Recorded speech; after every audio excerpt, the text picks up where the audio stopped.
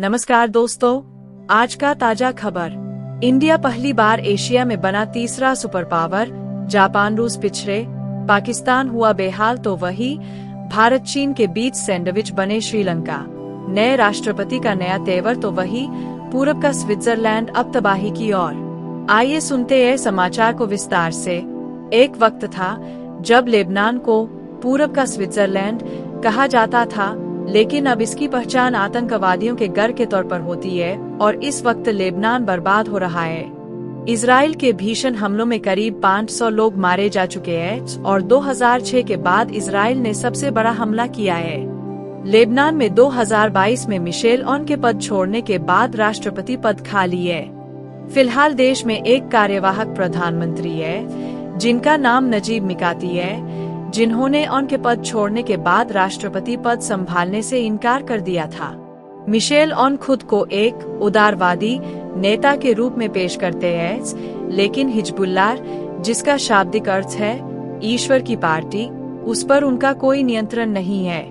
Hezbollah नेता Hassan Nasrallah का दावा है कि उनके पास 1 लाख से ज्यादा लड़ाके हैं। हालांकि स्वतंत्र ऑब्जर्वर्स का मानना है कि हिजबुल्लाह में 50,000 तक लड़ाके हो सकते हैं, लेकिन इनमें से ज्यादातर सीरियाई गृहयुद्ध में लड़ चुके हैं, जिसकी वजह से उनके पास काफी तजुर्बा है और इसीलिए लेबनान की सेना पर उनके भारी पड़ने की संभावना रहती है।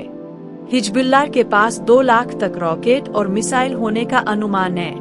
हालांकि इसके शस्त्रागार में छोटे, बिना गाइडेड, सतह से सतह पर मार करने वाले आर्टिलरी रॉकेट शामिल हैं। वहीं इसके पास विमानरोधी और जहाजरोधी मिसाइलें भी हैं। इसकी कुछ मिसाइलें गाइडेड भी हैं, जो इजराइल के अंदर तक हमला करने में सक्षम हैं। निश्चित रूप से इसके पास हमास के पास मौजूद हथियारों से ज्यादा आधुनिक हथियार हैं। हालांकि हिजबुल्लाह हमेशा से कहता आया है कि उसका मकसद लेबनान पर कब्जा करना नहीं है, लेकिन इजराइल और हिजबुल्लाह के बीच बढ़ती दुश्मनी ने पूरे लेबनान को असुरक्षित बना दिया है। अंतर्राष्ट्रीय समुदाय ने चेतावनी दी है कि अगर हमलों पर तुरंत लगाम नहीं लगाई गई तो यह पश्चिम एशिया के अन्य देशों में भी फैल जाएगा और इस तरह का व्यापक संघर्ष नियंत्रण से बाहर हो सकता है।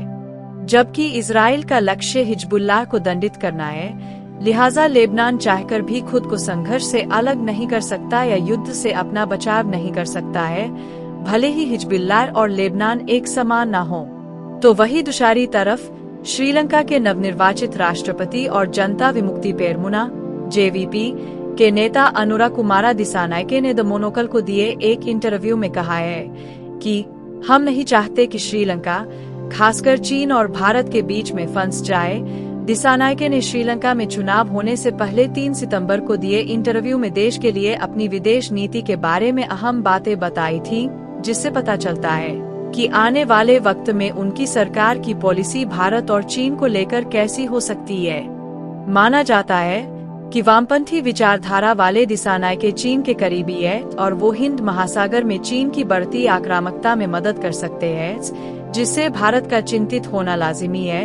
लेकिन उन्होंने एक और बयान में साफ किया है कि वो श्रीलंका की जमीन को किसी भी देश के खिलाफ इस्तेमाल नहीं होने देंगे, जो भारत के लिए राहत की बात है। चुनाव से पहले श्रीलंकन राष्ट्रपति ने इंटरव्यू में कहा कि बहुध्रुवीय व्यवस्था में कई शक्ति समूह होते हैं। हम उस भूराजनीतिक लड़ाई का हिस्सा नहीं बनेंगे, नहीं हम किसी पार्टी के साथ गठबंधन करेंगे। JVP नेता ने दोनों देशों को मूल्यवान मित्र बताया है। उन्होंने कहा, NPP सरकार के तहत हम उनसे करीबी साझेदार बनने की उम्मीद करते हैं। हम यूरोपीय संघ, मध्य पूर्व और अफ्रीका के साथ भी संबंध बनाए रखना चाहते हैं। भारत और चीन दोनों ने दिसानायके को उनकी जीत के बाद बधाई दी है। प्रधानमंत्री नरेंद्र मोदी ने नए राष्ट्रपति को शुभकामनाएं दी और द्विपक्षीय संबंधों को मजबूत करने की उम्मीद जताई। मोदी ने कहा, मैं अपने लोगों और पूरे क्षेत्र के लाभ के लिए हमारे बहुमुखी सहयोग को और मजबूत करने के लिए आपके साथ मिलकर काम करने के लिए उत्सुक हूँ। उन्होंने भारत की पड़ोसी पहले नीति और विजन सागर क्षेत्र में सभी के लिए सुरक्षा और विकास में श्रीलंका के महत्व की पुष्टि की, जिसके जवाब में दिसानायके ने कहा, मैं हमारे देशों के बीच संबंधों को मजबूत करने की आपकी प्रतिबद्धता को साझा करता हूँ। उन्हें ये बात अच्छी तरह से पता है कि अगर श्रीलंका की अर्थव्यवस्था को पटरी पर लाना है तो भारत के खिलाफ वो नहीं जा सकते हैं। इसके अलावा भी आर्थिक संकट के समय 4 अरब डॉलर का क्रेडिट लाइन श्रीलंका के लोगों के लिए वरदान साबित हुआ है और भारत ने अच्छे पड़ोसी की भूमिका निभाई है। और दिसानायके के बयान से यही साफ होता है कि उनकी सरकार चीन को लेकर भारत से कोई टकराव मोल लेना नहीं चाहेगी जो देशहित के खिलाफ हो। तो वही दूसरी तरफ एशिया पावर इंडेक्स 2024 में खुलासा हुआ है कि भारत एशिया में तीसरा सबसे शक्तिशाली देश बन गया है और अब दुनिया सिर्फ अमेरिका और एशिया में चीन से पीछे है। ऑस्ट्रेलियाई थिंक टैंक लोवी इंस्टीट्यूट ने इस रिपोर्ट को तैयार किया है। इस वार्षिक रिपोर्ट में इकोनॉमी, मिलिट्री, डिप्लोमेसी और अन्य क्षमताओं को आधार बनाकर एशिया के 27 देशों का मूल्यांकन किया गया है। इस रिपोर्ट से ये पता चलता है कि पिछले 6 वर्षों में एशिया में शक्ति संतुलन कैसे विकसित हुआ है, जिसमें रूस और जापान जैसे शक्तिशाली देशों से आगे निकलकर भारत के डेवलपमेंट को दिखाया गया है। लोवी इंस्टीट्यूट के विश्लेषण के मुताबिक संयुक्त राज्य अमेरिका एशिया में प्रभाव रखने के मामले में इस लिस्ट में टॉप पर मौजूद है, भले ही उसे चीन से कड़ी सैन्य प्रतिस्पर्धा का सामना करना पड़ रहा हो। चीन की शक्ति हालांकि काफी बड़ी है, लेकिन ऐसा लगता है कि उसकी शक्ति स्थिर हो गई है क्योंकि अब उसकी आर्थिक वृद्धि उतनी तेज नहीं हो रही है जितनी कि कुछ विश्लेषकों ने अनुमान लगाया था। इसके कारण चीन ने रैंकिंग में दूसरा स्थान हासिल किया है, जो उसके क्षेत्रीय प्रभुत्व में नाटकीय वृद्धि या गिरावट के बजाय उसकी स्थिरता के चरण को दर्शाता है। भारत का तीसरे स्थान पर पहुंचना एक महत्वपूर्ण बदलाव है, जिसने समग्र शक्ति के मामले में पहली बार जापान को पीछे छोड़ दिया है। यह उपलब्धि भारत के बढ़ते प्रभाव को रेखांकित करती है। रिपोर्ट बताती है कि भारत की वर्तमान स्थिति प्रभावशाली है, लेकिन असली प्रभाव तक पहुंचने के लिए इसकी वास्तविक क्षमता का अभी भी कम उपयोग किया गया है। इसके विपरीत रैंकिंग में जापान की गिरावट का कारण इसकी आर्थिक बाधाएं और दक्षिण कोरिया, चीन और ताइवान जैसे अन्य एशियाई मैन्युफैक्चरिंग दिग्गजों से उसके होने वाले मुकाबले का दबाव है। हालांकि आर्थिक मंदी के बावजूद जापान ने अपनी रक्षा और सुरक्षा भूमिकाओं को आगे बढ़ाकर संयुक्त राज्य अमेरिका और एशिया में अन्य सहयोगियों के साथ संबंधों को मजबूत करके अपना कद बढ़ाया है। मुख्य रूप से एक आर्थिक और सांस्कृतिक नेता के रूप में देखे जाने से लेकर क्षेत्रीय सुरक्षा में एक सक्रिय भागीदार के रूप में देखा जाने वाला यह विकास जापान के भूराजनीतिक स्थिति के प्रति दृष्टिकोण में एक महत्वपूर्ण मोड़ को उजागर करता है। एशिया में मिलिट्री क्षमता की गतिशीलता विशेष रूप से संयुक्त राज्य अमेरिका और चीन के बीच तीव्र प्रतिद्वंद्विता को रेखांकित करती है।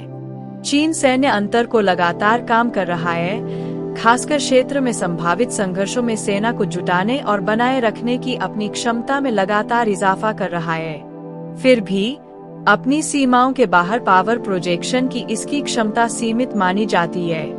लेकिन इससे ये भी पता चलता है कि संयुक्त राज्य अमेरिका की समग्र सैन्य शक्ति से मेल खाए बिना भी चीन अभी भी पूर्वी एशिया में अपने रणनीतिक लक्ष्यों को प्रभावी ढंग से आगे बढ़ा सकता है। भारत के उदय और जापान द्वारा अपनी रणनीतिक प्राथमिकताओं के पुनर्मूल्यांकन सहित बदलती शक्ति गतिशीलता, बदलते गठबंधनों, आर्थिक प्रतिद्वंद्विता और मिलिट्री एडवांसमेंट का संकेत देती है। लोवी इंस्टीट्यूट की रिपोर्ट एशिया में शक्ति की उभरती रूपरेखा को उजागर करती है, जहां संयुक्त राज्य अमेरिका और चीन प्रमुख ताकतें बनी हुई है, लेकिन भारत एक महत्वपूर्ण खिलाड़ी के रूप में उभर चुका है, जो आगे जाकर अपनी पूरी क्षमता का इस्तेमाल करने वाला है, जो उसे एक महत्वपूर्ण शक्ति बनाएगा। जैसे जैसे वक्त बदलेगा, आर्थिक कौशल, सैन्य शक्ति और कूटनीतिक रणनीतियों का परस्पर प्रभाव क्षेत्र के भविष्य को आकार देना जारी रखेगा, जो वैश्विक भूराजनीति के संदर्भ में इन बदलती गतिशीलता को समझने के महत्व को उजागर करता है।